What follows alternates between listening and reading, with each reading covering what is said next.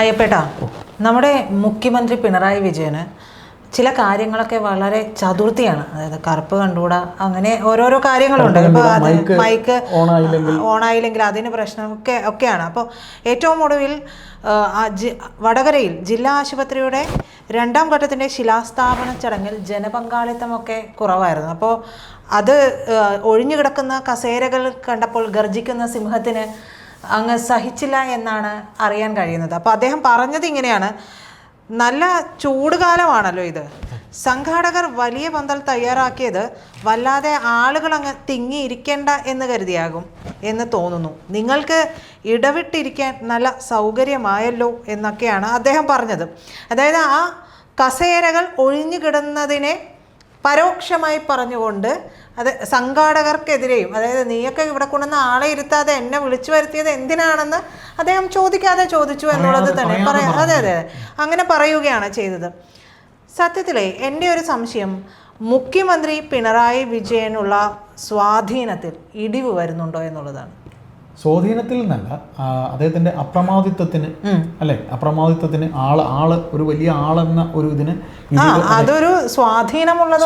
അതെ, തീർച്ചയായിട്ടും സ്വാധീനത്തിൽ ഇടിവ് വരുന്നു എന്ന് തന്നെ നമുക്ക് പറയാം. അത് ഇതിൽ മറ്റൊരു കാര്യം കൂടെ നമുക്ക് പറയാനുണ്ട്. ഇത് ഈ ഒരു ചിത്രം കൂടെ നോക്കൂ, ഈ ന്യൂസ് പേപ്പറിൽ ഈ ഒരു ചിത്രം കൂടെ നോക്കൂ. അതായത് കോഴിക്കോട്ടത്തെ പുതിയ ഒരു ബിഷപ്പിനെ കാണാനായിട്ട് അദ്ദേഹം നിറഞ്ഞ ചിരിയോടെ പോയി സ്വീകരിക്കുന്ന ഒരു ചടങ്ങാണ്. അതായത് കോഴിക്കോട് ആർച്ച് ബിഷപ്പായി ഉയർത്തപ്പെട്ട ബിഷപ്പ് ഡോക്ടർ ഗിവർഗീസ് ചക്കാലക്കലിന് മുഖ്യമന്ത്രി പിണറായി വിജയൻ ഹാരാർപ്പണം നടത്തുന്നു നിറഞ്ഞ ചിരിയോടെ. അപ്പോൾ ഇതിൽ മറ്റൊന്നുമല്ല, ഇത് CPM എന്ന് പറയുന്ന പാർട്ടിയുടെ ചരിത്രത്തിൽ ഇത്രയും ഒരു സമുന്നതരായ ഒരു നേതാക്കളുടെ മക്കൾക്കെതിരെയും ഇത്തരത്തിൽ അലിഗേഷൻ ഉണ്ടായിട്ടില്ല.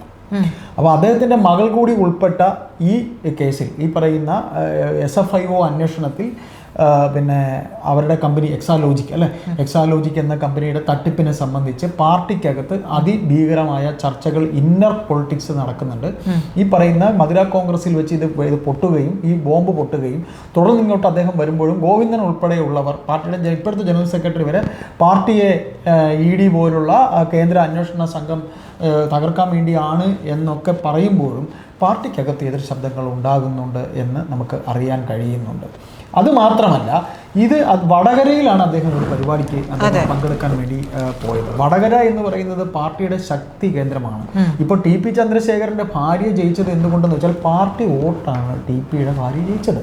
കാരണം TPയുടെ കൊലപാതകം എന്ന് പറയുന്നത് CPM എന്ന് പറയുന്ന പാർട്ടിക്ക് കൂടെ ഇൻവോൾവ്മെന്റ് ഉണ്ട് എന്നുള്ള കാര്യം വടകരയിലെ ആൾക്കാർക്ക്, പിന്നെ CPMന്റെ കേരളത്തിലുള്ളവർക്ക് തീർത്തും വ്യക്തമാണ്.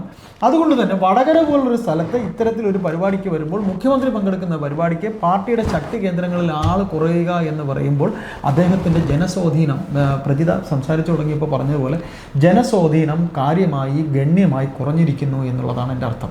നമ്മൾ കോഴിക്കോടത്തെ ബിഷപ്പിനെ അദ്ദേഹം സ്വീകരിക്കാൻ പോയ ചിത്രം നോക്കി നമ്മൾ സംസാരിച്ചു. ഇപ്പോൾ അദ്ദേഹം വെള്ളാപ്പള്ളിയെ പുകഴ്ത്തി പറയുന്നു.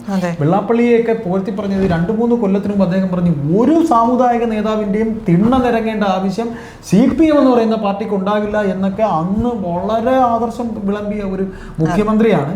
ഇപ്പോൾ എന്തെന്ന് പറഞ്ഞാൽ, ഇങ്ങനെ താനായിട്ട് വരുത്തി വെച്ച ഡീമെരിറ്റ് CPMന് തൻ്റെ മകളായിട്ട് അല്ലെങ്കിൽ താനായിട്ട് വരുത്തി വെച്ച ഡീമെരിറ്റ് നിങ്ങളാരും ഇല്ലെങ്കിൽ ഞാനായിട്ടത് തിരിച്ചു കൊണ്ടുവരും എന്ന് കാണിക്കാനുള്ള ഒരു വ്യഗ്രതയാണ് ഇപ്പോൾ മുഖ്യമന്ത്രി. അതായത് മകളുടെ പേരിൽ പാർട്ടിക്കുണ്ടായ അവമതിപ്പ്, അതിന്റെ പേരിൽ ചോർന്നു പോകുന്ന പാർട്ടി വീര്യം, ഇതൊക്കെ തിരിച്ചു കൊണ്ടുവരാൻ വേണ്ടി അന്ന് പറഞ്ഞ ഡയലോഗ് തിരുത്തി പറയേണ്ടി വന്നു. അതായത് തിണ്ണ നിറങ്ങേണ്ടി വരുന്ന ഒരു അവസ്ഥ പിണറായി വിജയന് ഉണ്ടാകുന്നു എന്നുള്ളത്, CPMന് വേണ്ടി അദ്ദേഹത്തിന് അത് ചെയ്യേണ്ടി വരുന്നു എന്നുള്ളത് തന്നെയാണ് അല്ലേ? തീർച്ചയായിട്ടും. അതായത് ഒരു സാമുദായിക നേതാവിനെ കഴിഞ്ഞ ദിവസം വെള്ളാപ്പള്ളി നടേശനെ മലപ്പുറം പോലൊരു ദേശത്തെ അവിടുത്തെ ആൾക്കാരെ കുറിച്ച് അദ്ദേഹത്തിന്റെ സാമുദായിക സംഘടനയ്ക്ക് അവിടെ സ്കൂൾ തുടങ്ങാൻ പറ്റിയില്ല, അവിടെ അത് ചെയ്യാൻ പറ്റിയില്ല, ഇത് ചെയ്യാൻ പറ്റില്ല എന്ന സമുദായത്തിന് വേണ്ടി സംസാരിച്ച അദ്ദേഹത്തിന്റെ വാക്കിനെ വളച്ചൊടിച്ചു എന്ന് വരെ പറഞ്ഞുകൊണ്ട് ചെന്ന് സ്വീകരിച്ചു, മാലയിട്ടു. എന്തിനാ? SNDP വോട്ട് നഷ്ടപ്പെട്ടു പോയ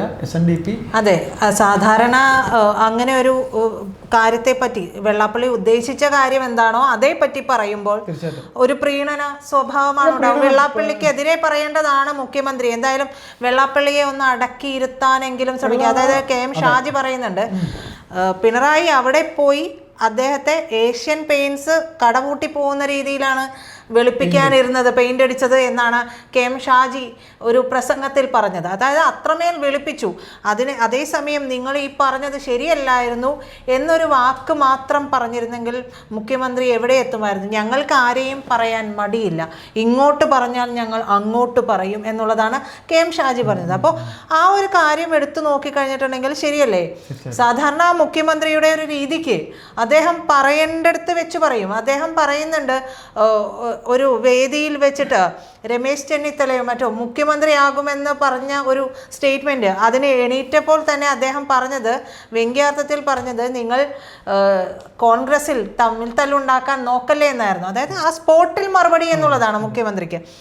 ഈ ഒരു കാര്യത്തിൽ മറുപടി അത്തരത്തിൽ ഉണ്ടായതേയില്ല. അപ്പോൾ ഇവിടെ ഒരു പ്രീണനം ഇപ്പുറത്തും വേണ്ടതുണ്ട് എന്നുള്ളത് കൊണ്ട് തന്നെയായിരിക്കണം വെള്ളാപ്പള്ളിയെ എന്താ പറയുക, അധിക്ഷേപിക്കുകയോ അല്ലെങ്കിൽ കുറ്റപ്പെടുത്തുകയോ ഒന്നും ചെയ്യാതെ ഒരു മയത്തിൽ പറയുകയും, പ്രത്യേക പാർട്ടി അല്ലേ, ആ ഒരു രാഷ്ട്രീയ പാർട്ടിക്ക് വേണ്ടിയാണ് പാർട്ടിയാണ് അദ്ദേഹം ഉദ്ദേശിച്ചതെന്നാണ് പറഞ്ഞത്. അല്ല, അത് മലപ്പുറം പരാമർശം അദ്ദേഹം 2-3 മാസത്തിന് മുമ്പ് അദ്ദേഹം തന്നെ നടത്തിയതാണ്. അപ്പൊ മലപ്പുറത്ത് നിന്ന് ഇനി ഒരു രക്ഷ, അവിടെ മറകണ്ഠം ചാടി. അല്ല, മലപ്പുറത്ത് നിന്ന് ഇനി ന്യൂനപക്ഷങ്ങളെ വോട്ട് കിട്ടില്ല. കാര്യം ന്യൂനപക്ഷങ്ങളെ പിറകെ പോയപ്പോൾ ഭൂരിപക്ഷം ഇവരെ ഉപേക്ഷിച്ചു. അപ്പോൾ ഇപ്പൊ നോക്കുമ്പോൾ പിന്നെ മറ്റേ തുലാസിലെ ഭാരം നോക്കുമ്പോൾ കൂടുതൽ ഭൂരിപക്ഷ സമുദായത്തിനാണ്, പ്രത്യേകിച്ച് ഈഴവ കമ്മ്യൂണിറ്റിക്ക്. അപ്പോൾ ഈഴവ കമ്മ്യൂണിറ്റി സ്പ്ലിറ്റായി BJPക്ക് വോട്ട് പോയാൽ അടുത്ത നിയമസഭയിലോ പഞ്ചായത്ത് ഇലക്ഷനോ ഒരു ചുക്കും നടക്കൂല എന്നുള്ളതിന്റെ ഒറ്റ പേടി കൊണ്ട്, പിന്നെ രണ്ടാമത് പാർട്ടി തന്നെ സംരക്ഷിക്കുന്നു, തന്റെ മകളുടെ കേസ് സംരക്ഷിക്കുന്നു എന്ന് പറയുമ്പോഴും അന്താളിപ്പ് വളരെയധികം അദ്ദേഹത്തിനുണ്ട്. ഭയപ്പാടുണ്ട്. താനായിട്ട് വരുത്തി വെച്ച, അതായത് പഞ്ചായത്ത് ഇലക്ഷനിൽ അദ്ദേഹത്തിന്റെ മുഖം കാണിച്ചുകൊണ്ടാണ് CPM വോട്ട് തേടാൻ പോകുന്നത് എന്ന് പറയുന്നുണ്ട്. അങ്ങനെ പറഞ്ഞു പോകാൻ ഒരുങ്ങുമ്പോഴാണ് ഇദ്ദേഹത്തിന്റെ ഈ അലിഗേഷൻ വരുമ്പോൾ താനായിട്ട് വരുത്തി വെക്കുന്നതാണോ അത് പരാജയത്തിന്റെ ഇതിലേക്ക് പോവുകയാണെങ്കിൽ അദ്ദേഹത്തിന് അവമതിപ്പാവൂ എന്ന് ഒരു മുൻകൂട്ടി ധാരണയുടെ അടിസ്ഥാനത്തിൽ അദ്ദേഹത്തിന് എപ്പോഴും ഒരു ദീർഘവീക്ഷണം ഉണ്ടെന്നാണ് നമ്മുടെ ചില രാഷ്ട്രീയ നിരീക്ഷകരൊക്കെ പറയുന്നത്. അങ്ങനെ അദ്ദേഹം നോക്കിയും കണ്ടുമാണ് ഈ കണ്ട മതമേലധ്യക്ഷന്മാരെ സ്വീകരിക്കുന്നതിനായിരുന്നാലും ഈ പറയുന്ന വെള്ളാപ്പള്ളിയെ സ്വീകരിച്ചതായിരുന്നാലും ആളില്ലാ കസേരകളിൽ ദേഷ്യം വന്ന് ഇറങ്ങി പോയ വിഷയമായിരുന്നാലും രണ്ടാമത് ഒന്നുകൂടി ഇതിൽ നമ്മൾ പറഞ്ഞു വെക്കേണ്ടി വരും. ഏതാണ്ട് 56-60 ദിവസമാകാറാകുന്ന ആശാവർക്കർമാരെ സെക്രട്ടേറിയറ്റ് നടയിൽ സമരം 60 ദിവസം കഴിഞ്ഞു. ഈ സ്ത്രീകൾ, ഈ ആശാവർക്കർമാരാണ് ഇതേപോലെയുള്ള പാർട്ടി പരിപാടികൾക്ക് സീറ്റ് നിറയ്ക്കാനായി ഇവർ കൊണ്ട് ഇരുത്തുന്നത് എന്നുകൂടെ ഇവർ ഓർക്കണം. മുഖ്യമന്ത്രി ഇപ്പോൾ ആളില്ലാ കസേര കണ്ടു എന്നുണ്ടെങ്കിൽ അവിടെയെല്ലാം നിറഞ്ഞിരുന്നത് ആശാവർക്കർമാരാണ്. അവരെ പട്ടിണിക്കിടാനും അവരുടെ സമരവും അവർ നടത്തുന്ന സമരം നിങ്ങൾ കണ്ടില്ല എന്ന് നടിക്കുമ്പോൾ, മാത്രമല്ല അധിക്ഷേപിക്കുക കൂടി ചെയ്യുമ്പോൾ മര്യാദയ്ക്ക് നിർത്തിയിട്ട് എണീറ്റ് പോകണമെന്ന് താങ്കൾ അഹങ്കാരത്തോടെ പറഞ്ഞിട്ട് താങ്കൾ കഴിഞ്ഞ ആഴ്ച പത്രക്കാരോട് സംസാരിച്ചിട്ട് വന്നേ ഉള്ളൂ. അപ്പോൾ ഈ ആളില്ലാ കസേരകൾ നിറച്ചിരുന്നത് ഈ ആശാവർക്കർമാരായിരുന്നു എന്നുകൂടെ താങ്കളെ ഓർമ്മപ്പെടുത്തിയതാണ് ഈ ചിത്രം, ആളില്ലാത്ത കസേരകളുടെ ചിത്രം എന്നുകൂടി ബഹുമാനപ്പെട്ട മുഖ്യമന്ത്രി നിങ്ങൾ അറിയണം.